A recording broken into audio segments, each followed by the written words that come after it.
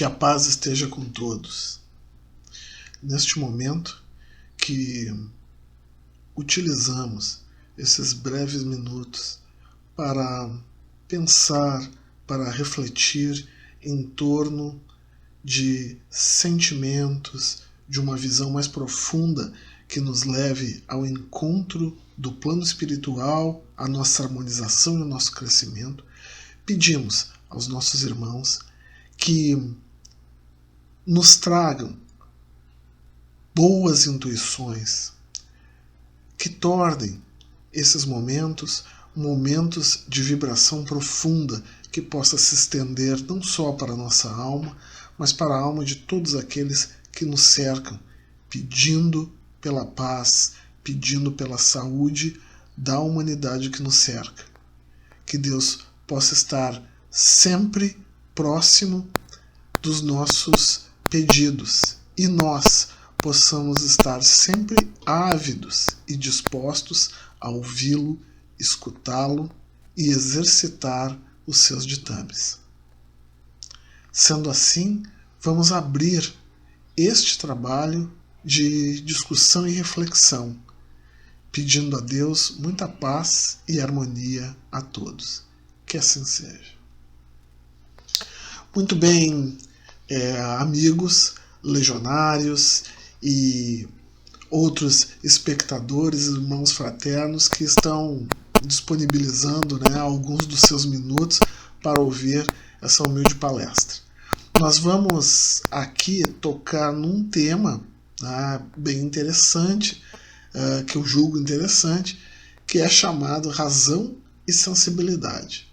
Talvez seja um conjunto de palavras já bem conhecido de muitos em razão da sua proximidade com temas da literatura ou mesmo do cinema. Então, o dicionário Priberan da língua portuguesa, ele define razão com origem latina rationis, que significa conta, cálculo, consideração, livro de contas, relação, inteligência, raciocínio e motivo. Como substantivo feminino, é o conjunto de faculdades intelectuais, fonte do raciocínio, capacidade de decidir comportamento ou pensamento que se considera justo, legítimo ou correto. Sensibilidade, também de origem latina, sensibilitas atis, sentido, significado, sensibilidade. É um substantivo feminino, faculdade de sentir, irritabilidade. Do ponto de vista figurado, sentimento de humanidade, de compaixão, suscetibilidade. Do ponto de vista da física, elemento de grande precisão ou delicadeza, a qual os torna aptos a evidenciarem a menor alteração ou erro.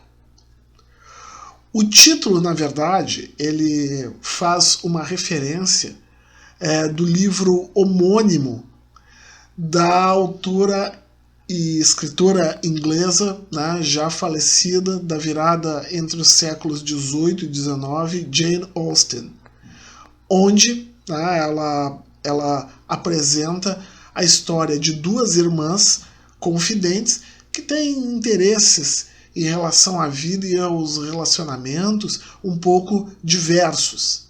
E é nesse sentido que cresce a relação da história em si. Esse romance descreve, na realidade, a sociedade inglesa da época.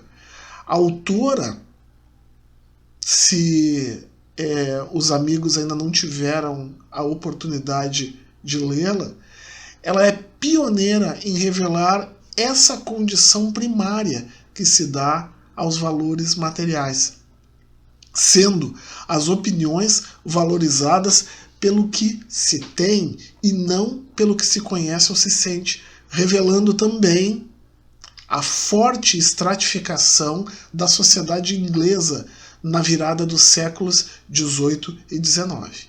Então, ela expõe esses meandros da sociedade como uma forma crítica, uma vez que ela mesma, na condição de mulher, muitas vezes não podia expressar os seus sentimentos, o que o faz através dos livros que nunca foram publicados com o seu nome. Vejam só que curioso, e é uma autora muito importante da língua inglesa. O romance, ele na verdade mostra, com humor irônico, a opinião que vem necessariamente, que não vem necessariamente da razão. Ela é tida como a razão, no sentido descrito pela autora, ela vai em direção a um pragmatismo monetário muito grande, normalmente baseado em ideias pré-concebidas, fazendo com que a sensibilidade seja desconsiderada em virtude do poder monetário, dos títulos ou mesmo da superioridade masculina. Então a autora sempre procura buscar a ideia de como a sensibilidade poderia ser tão importante para o desenvolvimento de uma relação, em detrimento da razão pré-concebida, da razão preconceituosa. Ela não procura estabelecer uma contradição entre razão e sensibilidade, mas sim que as opiniões pudessem ser demonstradas livremente e debatidas e argumentadas, e não estabelecidas a priori. Então, é uma ideia bastante interessante, além de ser um romance também interessante. Como nós comentamos aqui que o período do seu surgimento, que na verdade está relacionado com o período da vida da autora, o romance surge nesse período de vida da autora, que é curto, em torno de 40 anos, ele vai exatamente da transição entre o século XVIII e o século XIX. É muito interessante notar a importância que tem esse período também para o espiritismo. E aí que vem a ligação interessante. Esse é um período de mudanças significativas para a humanidade e também para a relação razão, mundo racional, mundo espiritual. Muitos paradigmas importantes surgem a partir dessa época. Se não, vejamos, o próprio iluminismo, ele vem crescendo através do século XVIII, depois seguido da independência dos Estados Unidos e a própria Revolução Francesa. O estabelecimento dos direitos do homem e do cidadão, com uma forte independência entre a vida material e o pensamento espiritual. Entretanto, esse mesmo período, com esses grandes ideais, eles revelam uma forte contradição. E essa contradição vem justamente da dificuldade entre aquilo que se quer e aquilo que se pode obter. A gente sabe que esse período foi um período muito intenso, foi um período onde também os acontecimentos eles se deram de forma muito abrupta, muito violenta, e é muito difícil ocorrer um equilíbrio lógico a curto prazo. Se não, vejamos, se a gente fala do iluminismo como o surgimento ou o estabelecimento da liberdade do homem em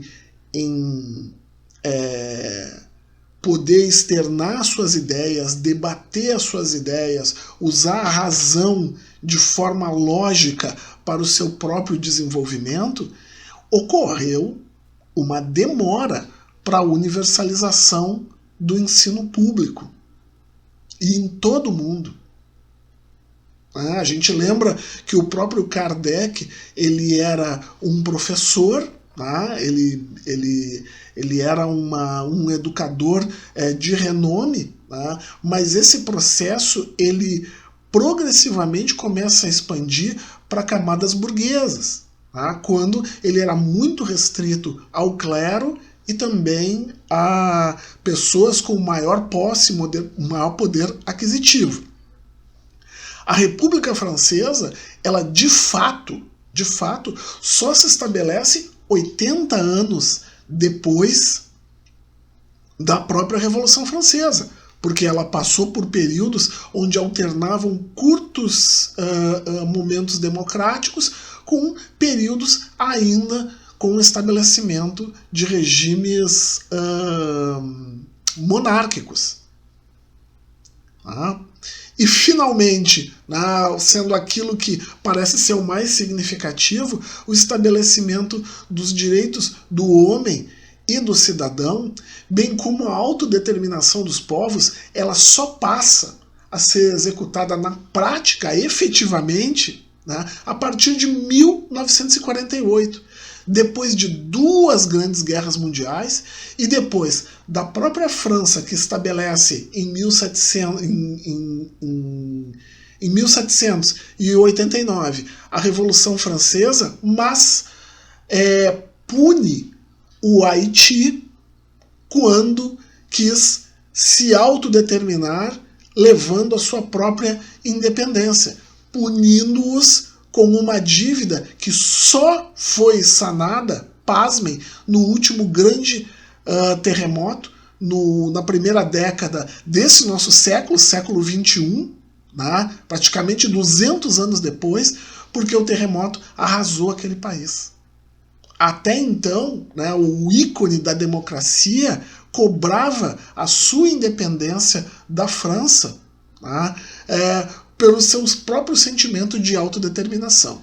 Assim, claro, como várias nações europeias que só depois de 1948 começam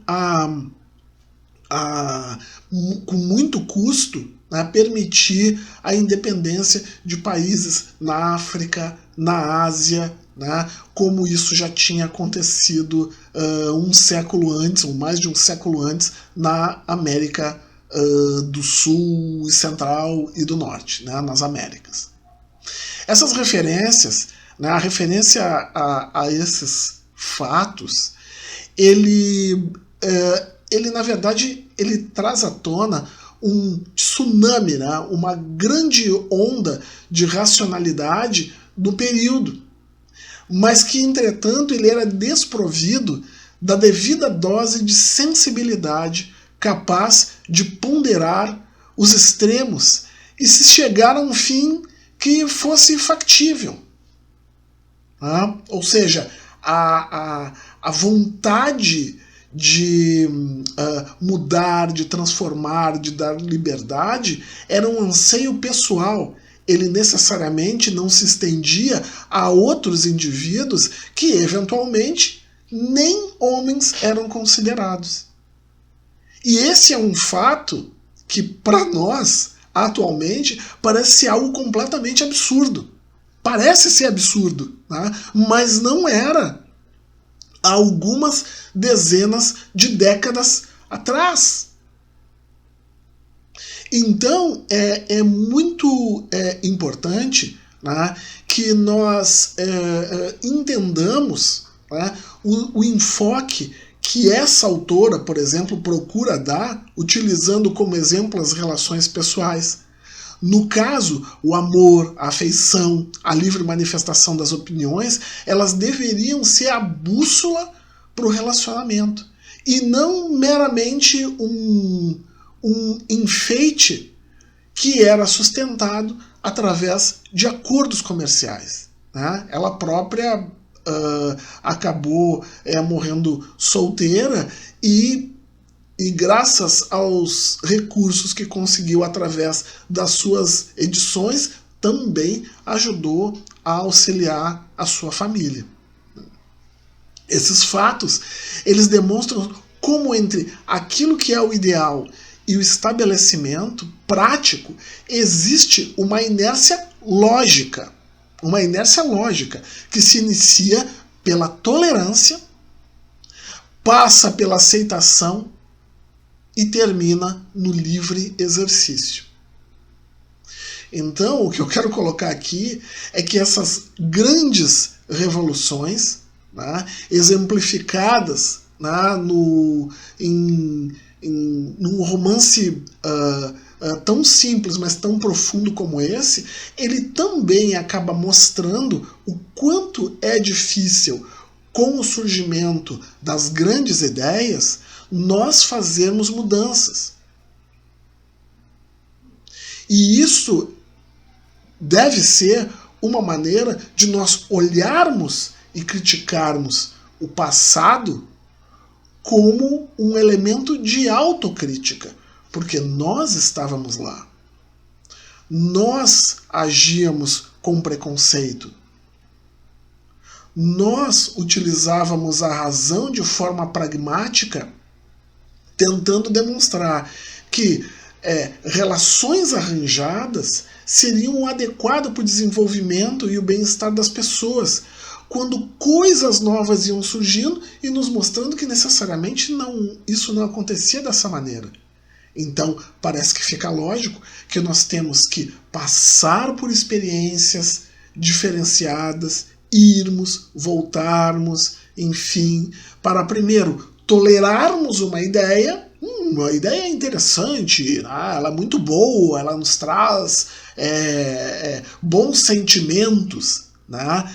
Realmente aceitarmos que é possível que os outros realmente possam praticar de uma determinada maneira e, finalmente, nós exercitemos o livre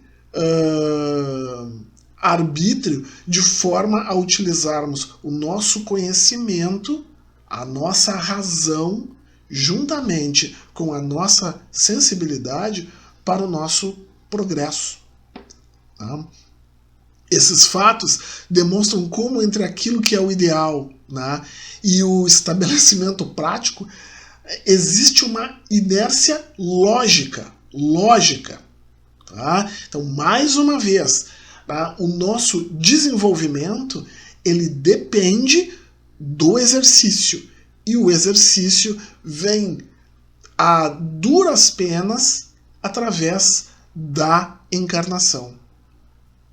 É por isso que o progresso que nos dá possibilidades, ele vai abrindo a nossa mente, vai nos tornando mais flexíveis à aceitação de novas ideias, aceitação do desenvolvimento natural das coisas, mas principalmente a aceitação com sensibilidade, com sentimento.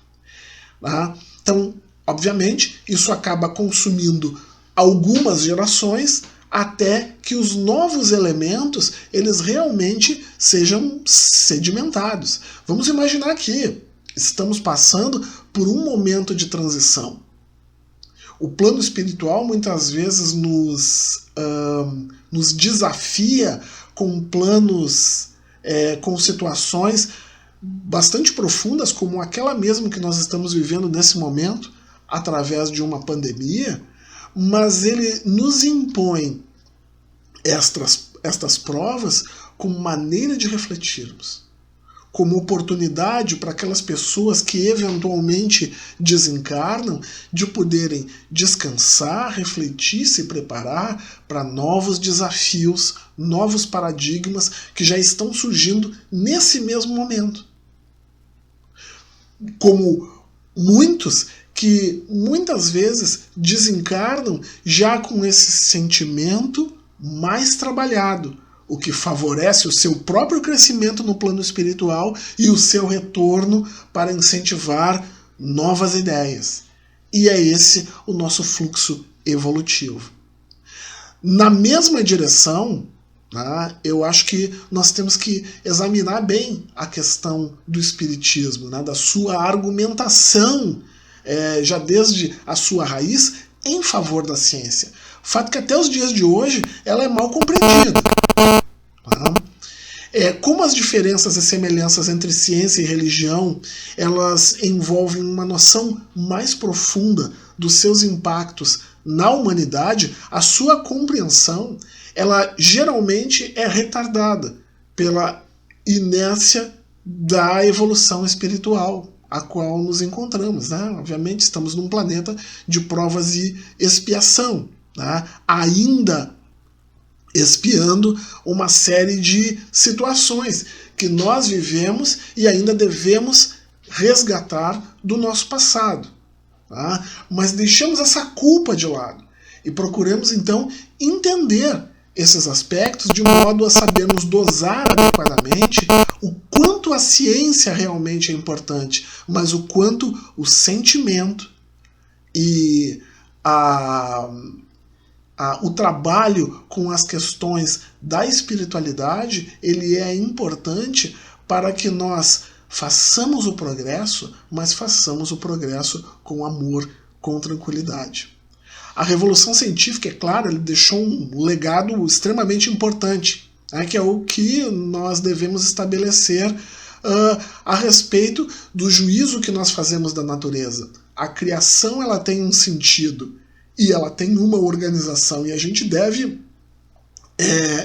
venerar e comemorar esse conhecimento, porque é ele que nos impulsiona mais ainda para o futuro. Ele é um paradigma importante porque ele somente após a descrição detalhada e experimental, como o próprio método utilizado por Kardec na revelação das mensagens dos espíritos, tá? Ela nos passa uma ideia mais adequada a respeito da realidade. Ou seja, é o próprio método científico em contradição com a dialética de que o que se experimenta deve respeitar o que se supõe. Então, né, como era antigamente, né, eu acho que determinada coisa funciona desse jeito, então nós vamos fazer um experimento que mostre que aquilo é assim. Né? Ou seja, a gente está trilhando o caminho oposto. Né? A gente aprende de forma experimental, de forma descritiva, descrevendo a natureza e as coisas, ou a natureza material palpável, ou a natureza imaterial, né, do sentimento, da sensibilidade, das vibrações, né, e todas as relações que nós vamos construir com o seu entendimento num futuro onde essas diferenças praticamente não existam mais. Essa é uma premissa que muitas vezes ela não é respeitada nem mesmo hoje, em pleno século XXI. Né? Em plena pandemia viral, né, a gente vê que o bem-estar da humanidade ele é frequentemente solapado por teorias absurdas, frutos de ilações sem respeito às observações científicas ou a discursos falsos que mascaram claros interesses comerciais. Tá? Estão aí. A doutrina de Swedenborg, justamente naquela época, né, em que o romance ele se sedimenta, né, ela não foi, infelizmente, né, como esperado, o suficiente para esclarecer os homens que não existe contradição entre o que deve ser racional e aquilo que deve, né, se deve à razão e o que se deve à sensibilidade. Entretanto, por força do trabalho e da diretriz de crescimento e desenvolvimento espiritual, né, isto é uma necessidade para o nosso crescimento. E é daí que então os espíritos nos oferecem, né, a sua própria doutrina. A doutrina dos espíritos, né, que foi mal entendida na época de Swedenborg e vem com uma nova roupagem, com uma nova organização para que seja mais compreendida através do Espiritismo. O Espiritismo, então, ele, claro, passa, né, de um modo didático a mostrar que a razão e a sensibilidade necessitam estar juntas, né, para um progresso harmônico. São necessários os elementos científicos e também é necessária uma sensibilidade para que o crescimento se dê fruto de necessidades que sejam harmônicas para o crescimento da humanidade, porque sem moral, sem o estabelecimento de uma sensibilidade ao se desenvolver o progresso material, a gente acaba caindo nas viciações, nas lutas, nos ódios, na ganância e nas guerras. Alguém que apresente grande conhecimento, obviamente, em uma determinada área, ele pode realizar descobertas incríveis para o bem-estar do homem. Entretanto, se ele for desprovido de sensibilidade, né, ele pode criar coisas terríveis, né, como nos diz lá o Livro dos Espíritos, no capítulo 6, né, parte 5, na Lei da Destruição. Da mesma maneira, alguém extremamente sensível em relação às necessidades dos seus semelhantes não consegue, claro, apenas pela prece e pelo entusiasmo, promover o progresso material. Muito embora, claro, o progresso moral não implique no desenvolvimento do mal. Né? E esse é um grande diferencial, né? Um diferencial importante. Fica assim inevitável não tocar na injustiça, na verdade, intolerância que existe entre ciência e religião. É uma injustiça isso.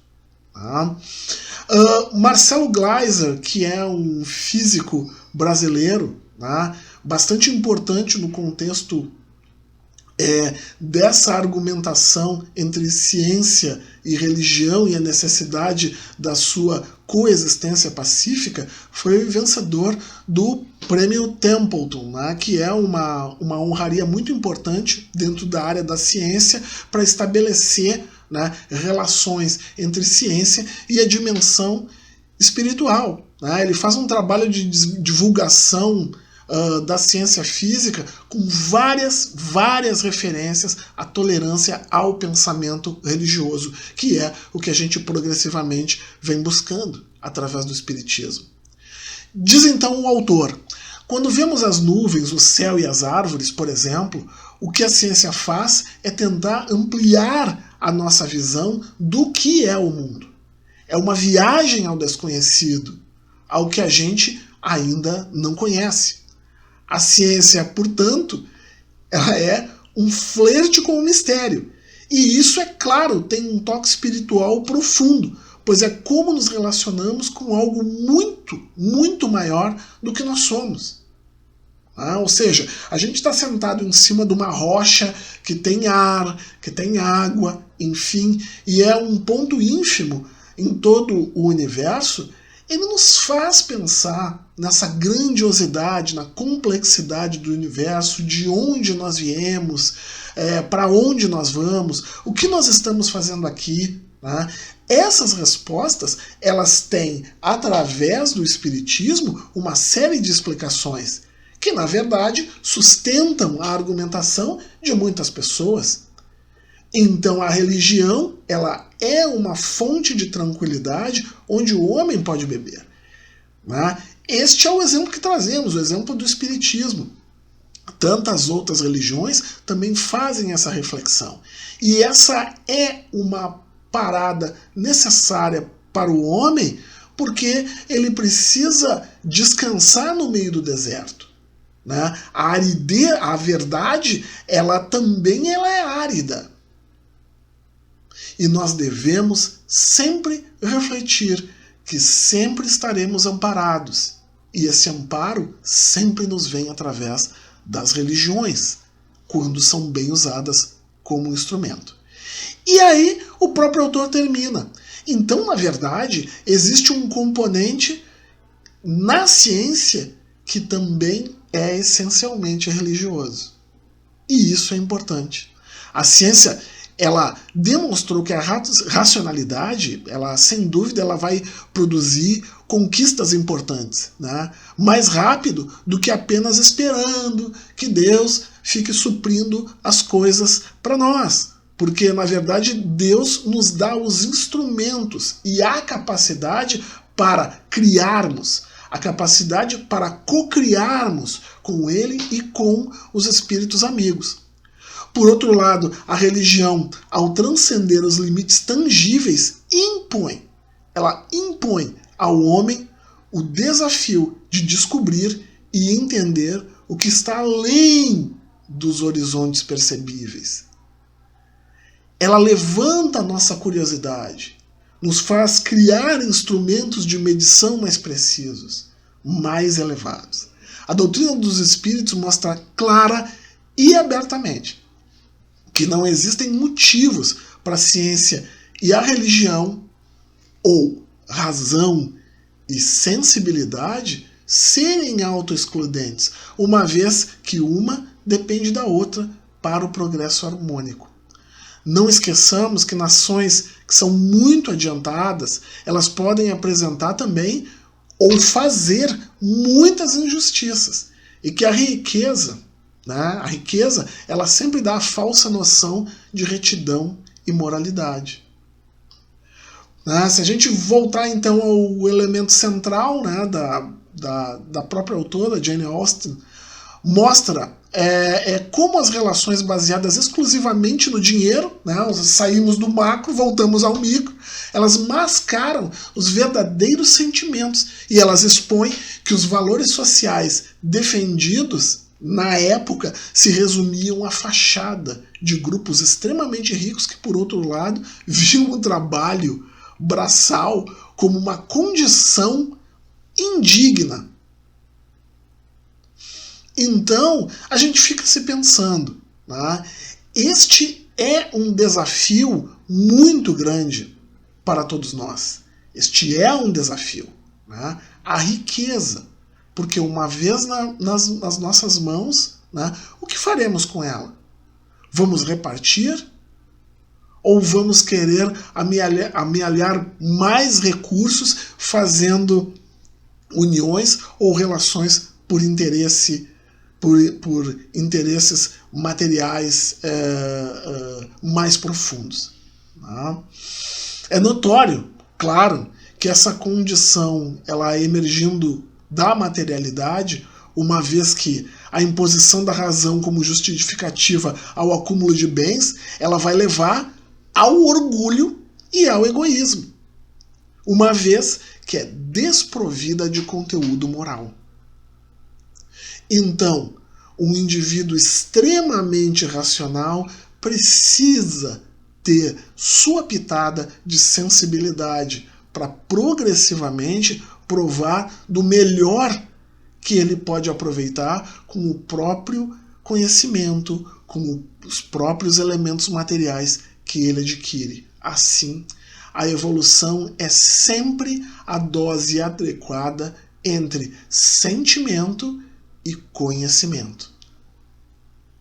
Para não cairmos na contradição, é claro, nós já estamos entrando num outro elemento que está muito mais relacionado à questão de orgulho e de preconceito, que, aliás, é o título de um outro livro dessa mesma autora. Mas isso a gente pode deixar para um outro momento. Agradecemos, assim, a sensibilidade, a boa intuição e os elementos que vêm através do plano espiritual, a fim de podermos dedicar minutos à escuta, à fala, à manifestação, ao pensamento, ao raciocínio, ligados às relações entre o mundo espiritual e o mundo material. Te pedimos, Pai, por todos aqueles que neste momento estão sofrendo. Te pedimos paciência para a humanidade que procure compreender os ditames do plano espiritual e procure fazer uso dos recursos que tem a fim de mitigar o mal e o desespero que surgem na humanidade quando temos plenos recursos materiais para aplacar a dor do nosso próximo.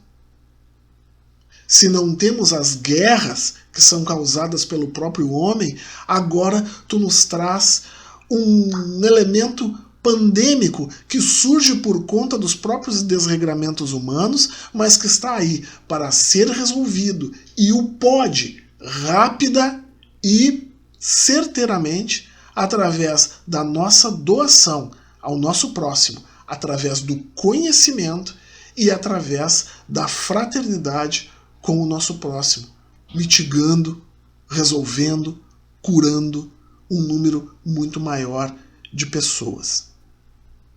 Agradecemos pela colaboração de todos aqueles que reservaram este pouco mais de meia hora para aqui ouvir as nossas palavras. E pedimos assim paz e proteção ao mais alto, e que assim seja. A todos, minhas despedidas e que Deus seja louvado.